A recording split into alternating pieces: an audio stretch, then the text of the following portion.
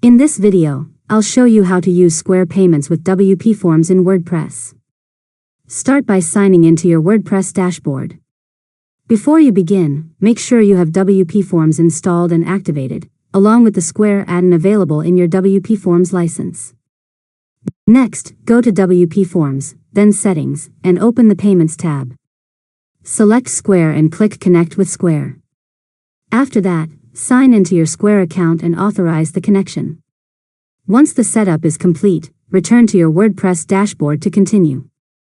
Now create a new form or edit an existing one. Add the fields you need, such as name, email, and a Square payment field where customers can enter their payment information. Next, open the Payments section in the Form Builder and select Square. Enable Square Payments, enter a payment description, and configure the payment settings for your form. Once everything is set up, save the form and add it to a page using the WPForms block or shortcode. Finally, submit a test payment to make sure the form processes payments successfully through your Square account. And that's it. You've successfully learned how to use Square payments with WPForms in WordPress. If you found this tutorial helpful, make sure to subscribe to LearnModelab for more tutorials.